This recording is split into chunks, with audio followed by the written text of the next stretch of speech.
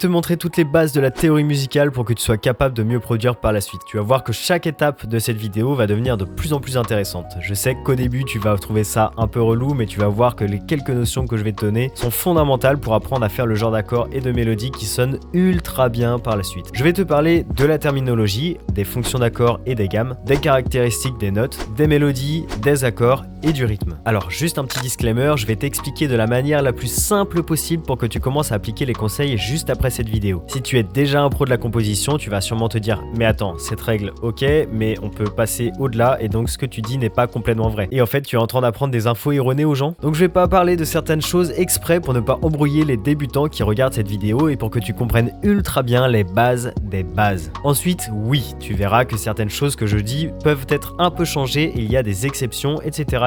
mais ne te préoccupe pas de ça et juste écoute ce que je te dis et ne t'égare pas, sinon tu vas galérer à apprendre comme il faut. C'est vraiment la première vidéo que j'aurais voulu voir quand j'ai débuté la production et j'ai mis du temps à trouver et comprendre toutes ces choses. Donc mon but ici est de te donner toutes les informations dont je dispose pour que tu réussisses aussi à faire de bons accords et de bonnes mélodies.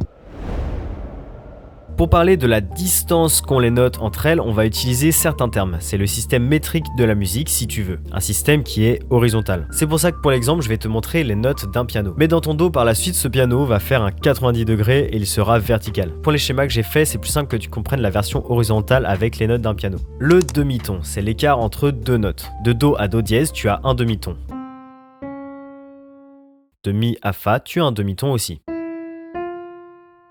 Le ton, c'est l'écart équivalent à deux demi-tons. Au lieu de monter une marche avec le demi-ton, tu en montes deux d'un coup. Donc de do à ré, il y a un ton.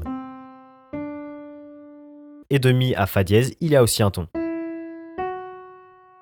On dit qu'on augmente d'un ton. Pour le moment, je comprends que tu te demandes pourquoi on doit connaître tous ces termes, mais ne t'en fais pas, plus tu vas avancer dans la vidéo, mieux tu vas comprendre et plus tu sauras bien faire tes accords et tes mélodies. L'octave, c'est l'écart entre deux notes du même nom, comme deux do par exemple. Quand on parle de mettre une note un octave au-dessus, alors on élève la note jusqu'à ce qu'on recommence à avoir la même note avec le même nom, mais qui va sonner plus grave ou plus aigu. C'est à ce moment-là qu'on met un numéro après la note que tu peux voir sur ton piano roll à gauche dans ton logiciel. Tu vois que tu as Do 1, Do 2, Do 3, etc. L'intervalle, c'est définit la distance qui sépare deux notes, n'importe lesquelles. Pour chaque intervalle, tu as un nom et je t'ai créé un tableau avec ces noms-là qui pourraient t'aider par la suite. Tu peux le télécharger en cliquant sur le lien en dessous de la vidéo. Le dièse, c'est quand on augmente la note d'un demi-ton. Certaines notes sur un piano, les noirs, sont des dièses. Tu as Do dièse, Ré dièse, Fa dièse, Sol dièse, La dièse. Tu verras pour quelle raison par la suite on utilise ça. Le bémol, c'est quand on réduit la note d'un demi-ton. Pour les notes noires du piano par exemple, si ce sont des notes qui ont été réduites, elles deviennent des bémols. Donc Ré bémol, Mi bémol, Sol bémol, La bémol et Si bémol. Les gammes les plus courantes dans les musiques populaires sont les gammes majeures et les gammes mineures. Mais attends, juste 2 secondes, c'est quoi une gamme ? C'est un ensemble de notes qui va sonner de manière cohérente. Dans un morceau en général, tu vas utiliser qu'une seule gamme, donc qu'un seul ensemble de notes. Cet ensemble de notes va donner une couleur à ton morceau. En général, la gamme majeure va te donner une couleur plutôt joyeuse et énergétique.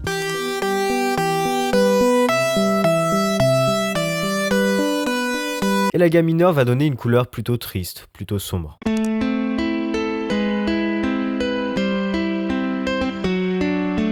Le plus souvent, tu as 7 notes qui sont séparées de tons et de demi-tons qui composent une gamme. La plus simple à repérer, c'est celle de Do majeur, dans laquelle tu as toutes les notes blanches du piano. Do, Ré, Mi, Fa, Sol, La, Si. Tu vois que tu as des séparations entre chaque note. Et pour les gammes majeures, voici les séparations. Ton, ton, demi-ton, ton, ton, ton, demi-ton. Avec cette règle de séparation, tu peux avoir toutes tes gammes majeures. Tu prends les mêmes séparations, donc les mêmes intervalles, et tu transposes sur les autres notes que tu as.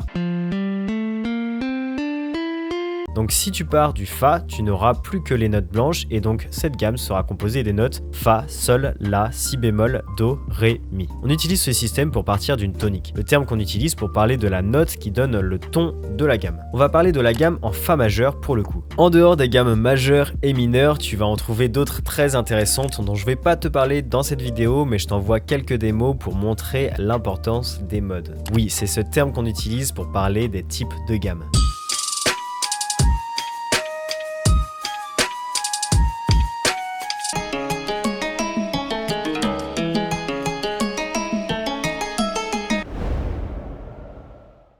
Comme j'ai pu te le dire juste avant, la note la plus forte, la plus présente et la première d'une gamme s'appelle la tonique. Les deux suivantes qui auront une relation forte avec la tonique seront la quarte et la quinte, les quatrième et cinquième notes de la gamme qu'on a choisie.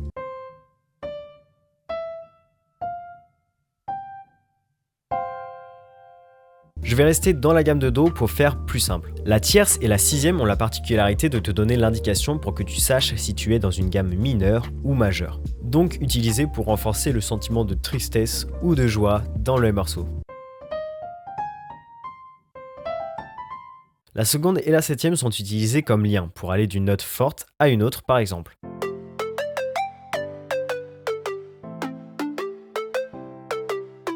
Elles peuvent sonner mal si elles sont utilisées comme notes de base de ta mélodie.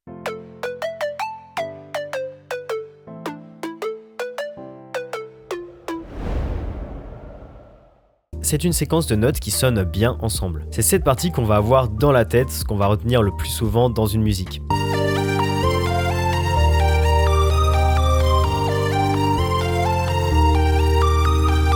Il n'y a pas vraiment de secret qui existe pour faire des mélodies parfaites, mais il existe plein d'astuces pour en composer de meilleures. Souvent, on les compose sur 2 octaves.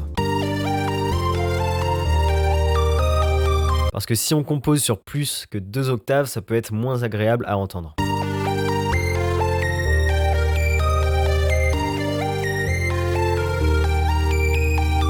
On ne veut donc pas avoir trop d'écart entre nos notes. On essaye d'ajouter de la répétition, sinon on ne retiendra pas bien la mélodie. Si on regarde les mélodies connues, elles se répètent quasiment toutes.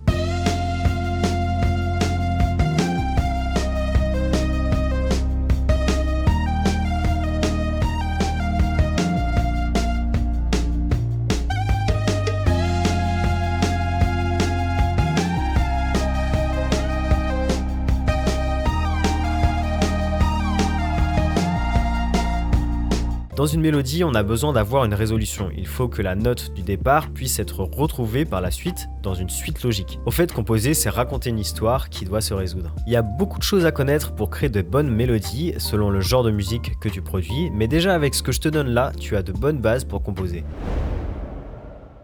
Ce sont plusieurs notes entendues simultanément. Il existe plusieurs types d'accords, mais voici les plus simples. Tu as ce qu'on appelle les accords de triade. Ce sont des accords composés de 3 notes. Pour faire ces accords de triade, on va prendre l'accord le plus simple qui est l'accord de Do majeur. Et forcément, on va rester dans la gamme de Do majeur pour plus de simplicité. Je vais décrire toutes les notes de la gamme de Do majeur pour qu'on puisse se concentrer seulement sur ces notes et rester ainsi dans la gamme. Tu vas placer une note au niveau de la tonique. Ensuite, on va placer une note au niveau de la tierce. Et finalement, on va placer une note au niveau de la quinte. Dans chaque gamme, il y a des accords qui ont chacun une couleur différente. Par exemple, pour la gamme de Do majeur, tu auras un accord majeur, un mineur, un mineur, un majeur, un majeur, un mineur et une diminuée. Par exemple, dans la gamme de Do majeur, il y aura les accords suivants.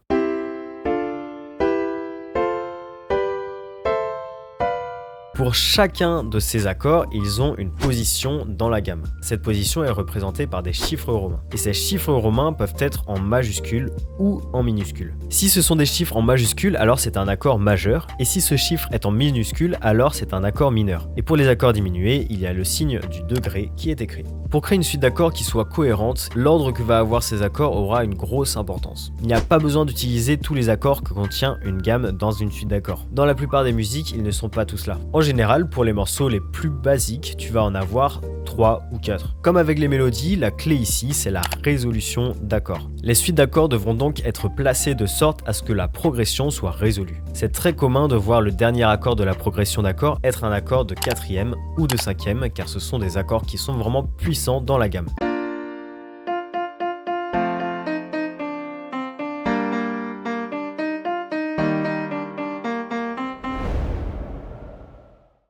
C'est l'organisation et la répétition régulière des sons dans le temps. Le rythme peut être comparé à un battement de cœur qui guide et maintient l'ensemble de ta composition musicale. Prenons l'exemple d'une chanson populaire, Happy de Pharrell Williams. Écoute attentivement cette chanson et essaye de taper du pied en suivant la musique.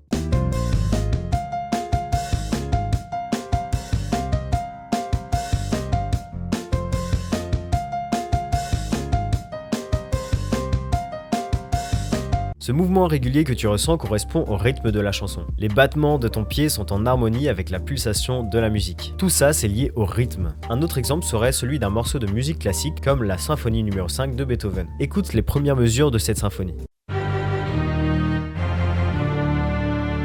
Tu remarqueras qu'il y a un motif répétitif et régulier qui se répète tout au long du morceau.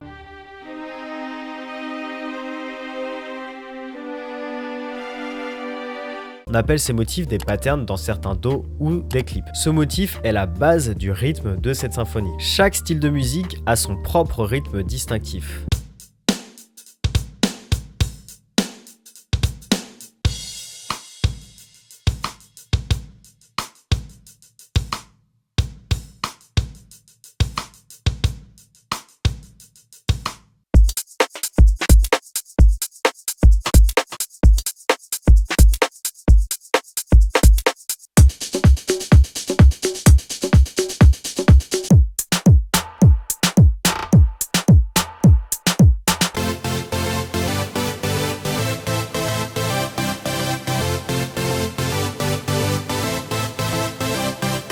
En résumé, le rythme en musique, c'est l'organisation régulière des sons dans le temps, ce qui crée une structure musicale reconnaissable. Que ce soit en tapant du pied, en battant la mesure avec les mains ou en dansant, on ressent et on connecte avec le rythme de la musique d'une manière instinctive. Toutes les ressources que je t'ai données dans cette vidéo sont disponibles juste en dessous. Je vais fonctionner comme ça maintenant pour que tu aies vraiment tous les outils nécessaires pour mieux apprendre la production. Pour aller plus loin, je fais des formations dont le lien est juste en dessous de la vidéo où tu y apprendras bien plus que ce que je te donne sur YouTube. Donc je te dis à bientôt dans une prochaine vidéo, tchuss.